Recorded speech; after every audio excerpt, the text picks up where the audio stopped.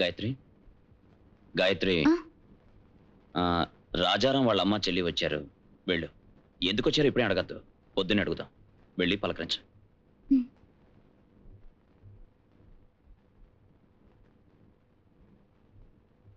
కాలం చెడిపోయిందమ్మా. మంచి వాళ్ళెవరో చెడ్డవాళ్ళెవరో తెలుసుకోనంతగా దేశం పోకట మారిపోయింది. మీ ఇద్దరు ముఖాలు చూసిన తర్వాత ఆ పాపాత్ములకి ఇంత పని చేయడానికి మనసు ఎలా ఒప్పిందో. అదృష్టం బాగుండి అల్లయ్యే సమయానికి నా బిడ్డను పంపించాడు. మీరేం కంగారు పడకండి, భోంచేయండమ్మా. మీరొస్తున్నామని ఒక లెటర్ రాసుంటే ఆయనే బస్టాండ్కి వచ్చేవారు. ఏమిటమ్మా అంత ముఖ్యమైన అవసరం? చాలా ముఖ్యమైనదేనమ్మా. రాజారాం దేశద్రోహుల్ని పట్టుకోవడానికి అడవిలోకి వెళ్ళి 1 మాసం అయింది. కూడా వెళ్ళని కొంతమందిని అడవిలో వాళ్ళు కాల్ చేశారు. మా అన్నయ్య ఏమయ్యాడో తెలీదు. ఆ విషయమే ప్రభాకర్ అన్నయ్యతో మాట్లాడదామని వచ్చాం. రాజా ప్రాణానికి ఏదైనా హాని జరిగితే? వాడికి ఏం కాదమ్మా, గవర్నమెంట్ కావాల్సిన ఏర్పాట్లన్నీ చేస్తోంది. మీరు ధైర్యంగా ఉండండి. అబ్బాయితో అన్ని చెప్పారుగా, అన్ని వాడే చూసుకుంటాడు. మీరు భోంచేయండి.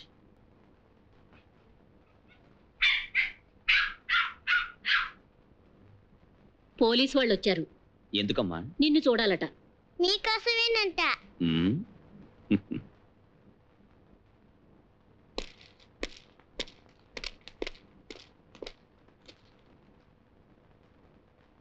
ఏమిటిలా వచ్చారు? మిమ్మల్ని అరెస్ట్ చేయడానికి వచ్చాను. ఎందుకు? ఏమెందుకని మీతో చెప్పాల్సిన అవసరం లేదు. అప్పుడు నన్ను మీరు అరెస్ట్ చేయలేరు. నాకు ఎందుకు అని మీతో చెప్పాల్సిన అవసరం లేదు. మీరు ఐపీఎస్ చదువుకుని వచ్చారు, నేను ఐఎఫ్ఎస్ చదువుకుని వచ్చాను. మీ ర్యాంకే నాది కూడా. ఐఎఫ్ఎస్ చదివానంటున్నారు. చట్టాన్ని మీరు గౌరవించకుండా ఒక రౌడీలా పోలీస్ స్టేషన్లో ప్రవర్తించారు. వీడు పోలీసులా ప్రవర్తించలేదు, అందుకే నేను ఆఫీసర్లా ప్రవర్తించలేదు. అందుకని మీరు ఇక నేను చెప్పదలుచుకున్నది కోర్టులో చెప్తాను, మీరు వెళ్ళొచ్చు.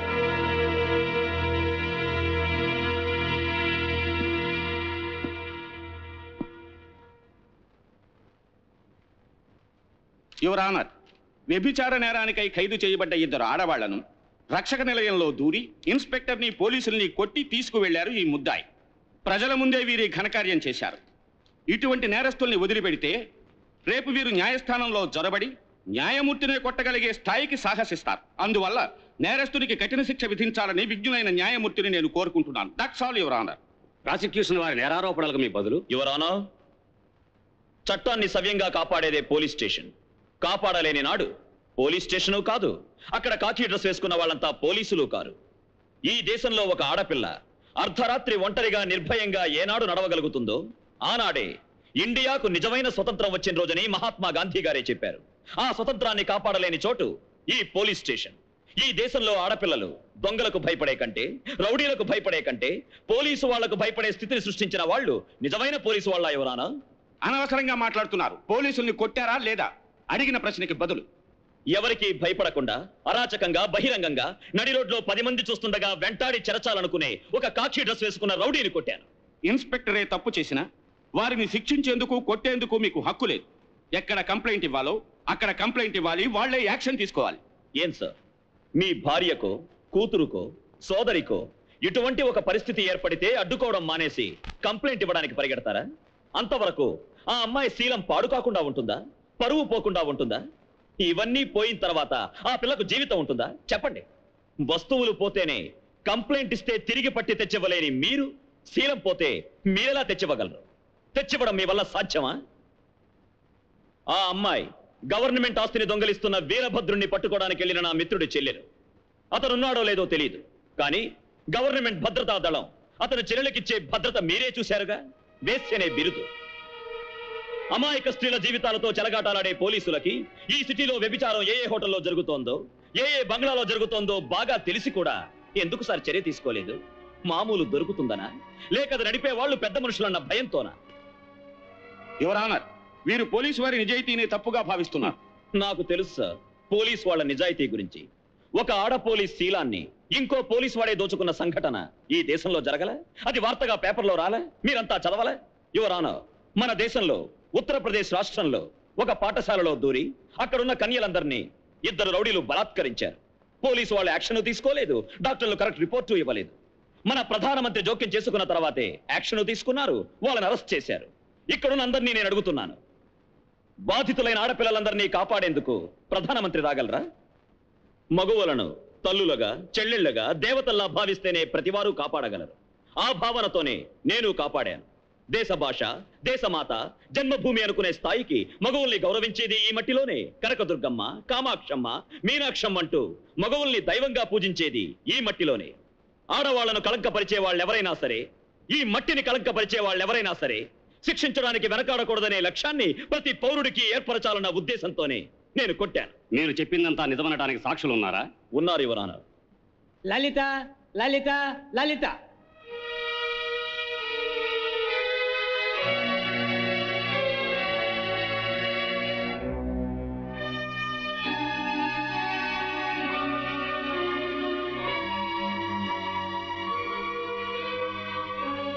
ఈ కేసులో ప్రత్యక్ష సాక్షుల వాన్మూలం వల్ల బాధించబడిన ఆడవాళ్ల సాక్ష్యాల ప్రకారం ప్రతివాది ప్రభాకర్ చెప్పింది అక్షరాల నిజమని తెలిసినది. హద్దు మీరినప్పుడు నేరస్తులను ఎవరినైనా సరే ఎదిరించవచ్చుననే భావం ప్రజలలో ఏర్పరిచినటువంటి అభ్యుదయవాది శ్రీ ప్రభాకర్ని విడుదల చేస్తూ ఈ నేరానికి సంబంధించినటువంటి పోలీస్ స్టేషన్లో పనిచేస్తున్న అందరి వ్యక్తులపైన చర్య తీసుకోవాలని గవర్నమెంట్ వారిని ఆదేశిస్తూ తీర్పునిస్తున్నాను. నేను వచ్చిన దగ్గర నుంచి చూస్తున్నాను, ఇద్దరు మౌనంగానే ఉన్నారు. ఏదోటి మీరు నిర్ణయించండి. రే, నేను వెంటనే ఇవిడు గారిని పెళ్లి చేసుకోవాలి. అన్నయ్య మీరే చెప్పండి, ఈ రోజుల్లో ప్రేమించుకునే వాళ్ళంతా ఇలా చూసుకుంటారు, అలా నవ్వుకుంటారు, ఇలా మాట్లాడుకుంటారు, వెంటనే పెళ్లి చేసుకుంటారు. పిల్లల్ని కూడా కనేస్తారు. కానీ మేము 4 సంవత్సరాలుగా ప్రేమించుకుంటున్నాం. ఇంకా ఎన్నాళ్ళు ఇలాగే ఉండమంటారు? గాయత్రి చెప్పేది కరెక్ట్. అన్నయ్య, నన్ను చూడ్డానికి ఎందరో పెళ్లి కొడుకులు వస్తున్నారు. ఈ విషయాన్ని ఇలాగే వాయిదా వేస్తుంటే ఎవరో ఒక పెళ్లి కొడుకుని చూసి త్వరలో నాకు పెళ్లి చేసేస్తారు. చేసుకో. ఏమిటి చేసుకోనా? మీకు ఇదంతా ఒక ఆటగానే ఉండొచ్చు, కానీ నాకు జీవిత సమస్య, అర్థమైందా? ఇంకొకరిని పెళ్లి చేసుకోవడం నేను కల్లా కూడా ఊహించుకోలేను. Look, అటువంటిది ఏదైనా జరిగిందంటే అది నా మరణానికి దారితీస్తుంది. ఆ తర్వాత మీ ఇష్టం, ఎవరినైనా పెళ్లి చేసుకోండి. వస్తాను. తను చెప్పిన దాంట్లో న్యాయం ఉందిరా. ఇంకా ఎన్నేళ్ళని ప్రేమిస్తుంది. లవ్ చేసి తనకు బోర్ కొట్టేసింది. మర్యాదగా గుళ్ళో తాళి కట్టే. గాయత్రి వాళ్ళ నాన్న సాధారణ వ్యక్తి కాదురా, మన రాష్ట్ర మంత్రి. ఇది లవ్ చేయడానికి ముందే ఆలోచించుకోవాలరా. రే, మీ ప్రేమించడం మొదలు పెట్టినప్పుడు ఆయన ఒక ఆర్డినరీ ఎమ్మెల్యే. రే, ఎమ్మెల్యేగా ఉన్నప్పుడే ఒప్పుకోలేదు కదా, ఇప్పుడు ఆయన మంత్రి, డెఫినెట్ గా ఒప్పుకోరు. మరో దారే లేదా? ఉంది. పోరా బయటికి. సార్, మిమ్మల్ని అంతా గౌరవనీయులని మర్యాదగా పిలుస్తారు. మీరు కొంచెం కూడా మర్యాద లేకుండా మాట్లాడుతున్నారే. కొడుకు పేరు ప్రభాకర్, తండ్రి పేరు అహ్మద్ దావూద్, అమ్మ ఫాతిమా బీబీ. ఎరా, ఇదేమన్నా కుటుంబమా, కూరగాయల మార్కెటా? ఈ ఇంగితం లేని కుటుంబానికి నేను వియ్యంకున్నా. ఏం సార్, అధికారం పట్టుకునేందుకు ఇంగితం లేని పార్టీలతో చేయి కల్పించనా సార్? అధికారం పట్టుకునేందుకు తేడాలు అక్కర్లేదు. ఏ ఇంగితం లేని పార్టీతోనైనా చేయకలపచ్చు. ఇది కుటుంబం రా, వంశగౌరవం అక్కర్లా. ఒక మంత్రి కూతుర్ని చేసుకోవడానికి వాడికి ఏం అర్హత ఉంది? మనసుంది, మంచితనం ఉంది, తెలివి ఉంది, అందం ఉంది. అన్నిటినీ మించి 10 మాసాల్లో మిమ్మల్ని తాతని చేయగల మగసిరి ఉంది. మీరు ఒప్పుకుంటే ఈ పెళ్లి మీ ఇష్ట ప్రకారం జరుగుతుంది. మీరు కాదంటే వచ్చే శుక్రవారం మా ఇష్ట ప్రకారం రిజిస్టర్ ఆఫీస్ లో జరుగుతుంది. పెళ్లి కొడుకు పేరు ప్రభాకర్, తండ్రి పేరు అహ్మద్ దావూద్, పిల్ల పేరు గాయత్రి, తండ్రి పేరు అబ్దుల్ ఖాదరా, సాంబశివం. సాంబశివమా? తరచుగా విన్న పేరులా ఉంది. వినే ఉంటారు. ఆయన మన స్టేట్ మినిస్టర్. ఏమన్నారు? స్టేట్ మినిస్టరా? మంత్రి కూతుర్ని పెళ్లి చేసుకోకూడదా? చేసుకోవచ్చు, కానీ రిజిస్ట్రార్ ఆఫీస్లో. ఏం సార్, మంత్రి కూతురు రిజిస్టర్ ఆఫీస్లో పెళ్లి చేసుకోకూడదని చట్టం ఉందా? లేదు. అయినా కూడా ఇది ముందుగానే చెప్పి ఉండొచ్చు కదా. ఎందుకు? అమ్మాయికి 18 ఏళ్ళు, అబ్బాయికి 21 ఏళ్ళు దాటాయని తెలుసుకోవాలే గాని వాళ్ళ నాన్న మంత్రి గారా, పశువుల కాపరాన్ని తెలుసుకోనక్కర్లేదుగా? లేదనుకో, కానీ నాకు ఇంకో 15 ఏళ్ళు సర్వీస్ ఉందే. కొయ్యలగూడెంలోనో రంపచోడవరంలోనో కుటుంబంతో సహా వెళ్ళి నేను బతకలేను కదా. తమ్ముడు, నా జాతకం సరిగ్గా లేదనుకుంటున్నాను. సరే, మీరు చల్లగా ఉండండి.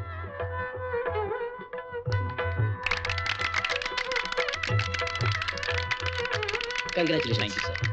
Thank you. Congrats. Congrats. Thank you.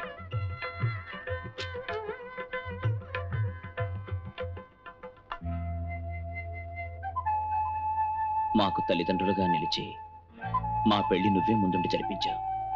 నువ్వు లేకుంటే ఈ పెళ్లి జరుగుతుందనే నమ్మకం నాకు లేదు.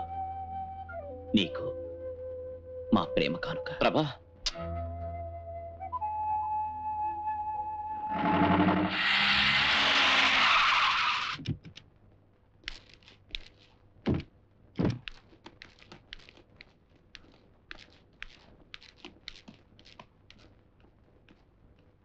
నాన్న ఎక్కడ నేను సంతకం పెట్టా?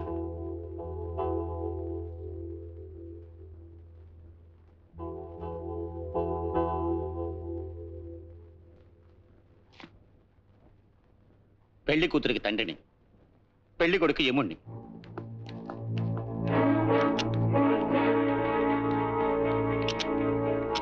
సార్, జరిగింది ఏదో జరిగింది, ఇంకా పగెందుకండి? నువ్వు గెలిచావు కదా, తగ్గిపోమనే చెప్తావు. సార్, సొంత వాళ్ళలో పట్టుదల ఏమిటి? కక్షలు పెట్టుకోవడం మంచిది కాదు. వాళ్ళు చల్లగా ఉండాలని దీవించండి. నువ్వేరా నాకు శత్రువి. నేను దాన్ని కన్నాను, పెంచాను, చదివించాను. ఎలా పెళ్లి చేయాలో నాకు తెలియదు. నువ్వేమన్నా బ్రోకరవా? ఫలితం ఖచ్చితంగా అనుభవిస్తావు.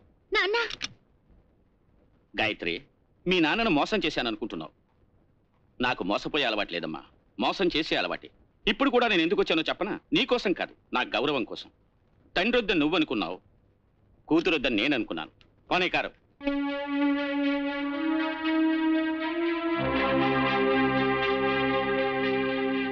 ఏమిటండి మీరు ఇదే చూస్తూ కూర్చున్నారు?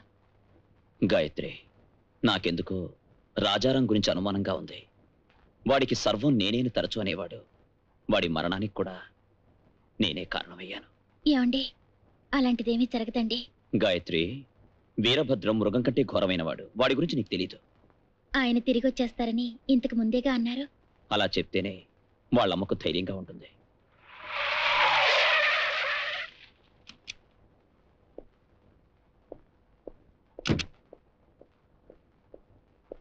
సార్, కొండపల్లికి ట్రాన్స్ఫర్ నాకు వద్దు సార్. ఎందుకు వద్దంటున్నావు? అది కాదు సార్, ఏ ఊరికి కావాలన్నా ట్రాన్స్ఫర్ చేయండి. కొండపల్లికి మాత్రం నాకు వద్దు సార్.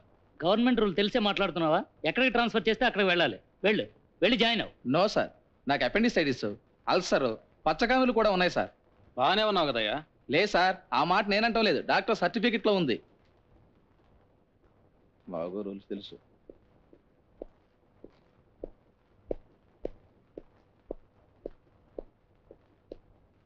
ఐఆమ్ ప్రభాకర్. చెప్పండి. నన్ను కొండపల్లికి ట్రాన్స్ఫర్ చేయండి. కాదు మిస్టర్ ప్రభాకర్, పోస్టింగ్ వేసేసాం. వేశారు, కానీ అతను నిరాకరించాడు. అది నాకు తెలుసు. అది చాలా డేంజరస్ ప్లేస్, యూనో. సార్, నేను మిలిటరీలో కెప్టెన్ గా చేశాను. కాశ్మీర్ అడవుల్ని చూశాను, అస్సాం అడవుల్లో కూడా వర్క్ చేశాను. అక్కడున్న గొరిలాస్ను కూడా ఫేస్ చేశాను. నా దృష్టిలో మాత్రం కొండపల్లి ఒక సవాల్ కానే కాదు, సాధారణ విషయమే. మంత్రి ఎక్కడ అబ్బాయా? పైన సంతకాలు చేస్తున్నారండి. మన తలరాతలే మారిపోతున్నాయి. ఆ విషయం పట్టించుకోకుండా సంతకాలు పెడుతున్నాడు. సంతకాలు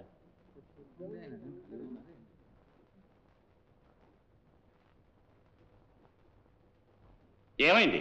ప్రభాకర్ కొండపల్లి పోతున్నాడంట. వాడు ఎక్కడే పోతే నాకేమయ్యా? వాడు అక్కడికి పోతే మన ఇద్దరు ఎక్కడ పోవాలో తెలియటం లేదు.